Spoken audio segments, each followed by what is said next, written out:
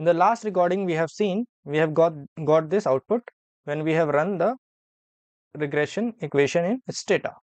So I have told you the first variable is always the dependent variable and others are independent variables. Since it is a simple linear regression model, and we know simple linear regression model is given by yi is equal to beta 1 plus beta 2, beta 1 hat, beta 2 hat, x plus ui hat. Now if you observe carefully, here our dependent variable is price, so we can write it as price is equal to beta 1 hat, beta 2 hat, and our independent variable is this weight. So we can write it like this, plus ui hat can also be written as ei, just notation. Now the first task was given to us to find out the coefficient of beta 1 hat and beta 2 hat, and the STATA has given us. So this is nothing but beta 1 hat. This is nothing but beta 2 hat coefficient. So this is the corresponding standard error given for beta 2 hat, and this is for beta 1 hat. This is the t value corresponding to weights beta 2 hat, and this is for beta 1. One thing to note that by default STATA assumes our null hypothesis to be equal to 0. Also, whenever we assume hypothesis, we always do for population parameters, not for estimators, since we already know what beta 2 hat is. This is this, and alternate hypothesis assumed by STATA is it is not equal to 0. That is two-tailed test. By default STATA assumes, and it is giving us p-value corresponding to the null hypothesis beta 2 is equal to 0 and beta 2 not equal to 0. Also, if you remember the formula for t statistics, it is nothing but estimate minus value of beta 2 under null hypothesis divided by standard error of estimate. Here in this case, we have our estimate for beta 2 hat. This is 2.044063 minus 0 divided by standard error, which is 0.3768341. When you will do the calculation, you will be getting this 5.42 only. Now suppose if you have something else as null hypothesis, let's say if our null hypothesis is beta 2 is equal to 4, alternate hypothesis is beta 2 not equal to 4, then we have to do manually the calculation. Estimate will be this only, and here I will be substituting 4, and then we can find the t value. Now coming to the p value, if you observe carefully, while calculating the t statistics, we don't care what is our alternate hypothesis, but alternate hypothesis can be one-tailed also. For example, beta 2 greater than 0, beta 2 less than 0. This is also possible. This is one-tailed case. Now in this case, what we do, if assuming our null hypothesis beta 2 is equal to 0, t statistics remains unaffected, but for the p value, if we have one tail test, then we will simply divide it by 2 and we are good to go. Now this is the confidence interval which STATA assumes by default is 95%. And I have shown you we can change this confidence interval.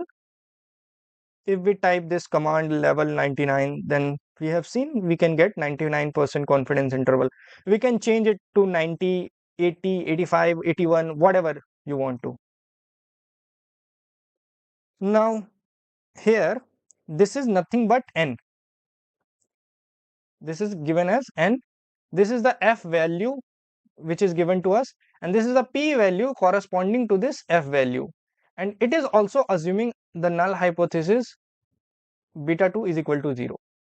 This is the r square which is given, and this is the adjusted r square which is given. Now also, if we remember, in the simple linear regression model, f value is nothing but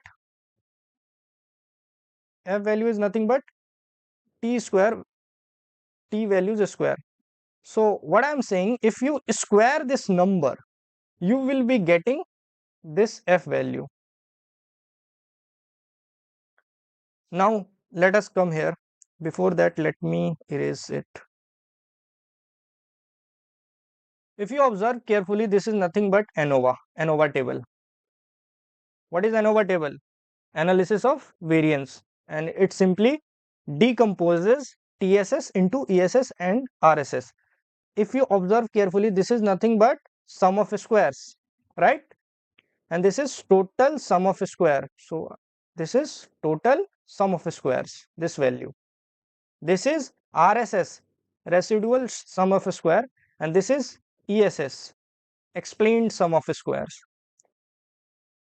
This is given as degree of freedom, and we know for TSS the degree of freedom is given by n minus 1, and we have 74. 74 minus 1 is 73. For RSS, the degree of freedom is given by n minus k. What is k? K is number of parameter, and if we remember, price is equal to beta 1 hat plus beta 2 hat weight plus EI. Note that k is not independent variable, k is number of parameter, and we have two parameters, 1, 2. So 74 minus 2 is 72. Now we know degree of freedom of RSS, sorry, degree of freedom of TSS is nothing but degree of freedom of RSS plus ESS. Now degree of freedom of TSS, we know this is n minus 1. Degree of freedom of RSS is n minus k. Degree of freedom of ESS is, we can simply subtract it, and degree of freedom of ESS, we will be getting it as n minus 1 minus n minus k, then it will come out to be k minus 1. K is what? Number of parameter, which we in this case is 2. 2 minus 1 is 1. Hence we got this 1. Now this is mean sum of a square, and this is given by when we divide sum of a square divided by degree of freedom.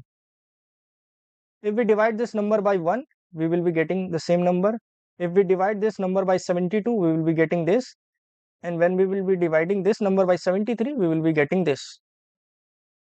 Let us now talk about this root mean sum square error, what it is. Before that, if you remember, this is, or some book denote it as this is nothing but RSS divided by degree of freedom of RSS, and this value we already have. This is nothing but RSS divided by degree of freedom, and mean sum MSE is root MSE is given as this under root of. So if we just simply take under root of this value, we will be getting this, and if we are given with this, then we can simply take a square of this, then we will be getting this value. Also, if you, one more thing, also if you remember, R square is nothing but ESS upon TSS. We have our ESS, we have our TSS. If we divide these two numbers, then we will be getting this 0.2901. Just for the interpretation purpose, let's say if my price increases by 1 unit, then the weight will increase by 2.04 units. Let's say the weight unit is ton, then I will say if my price increases by 1 unit, then my weight increases by 2.04 tons. Thank you so much.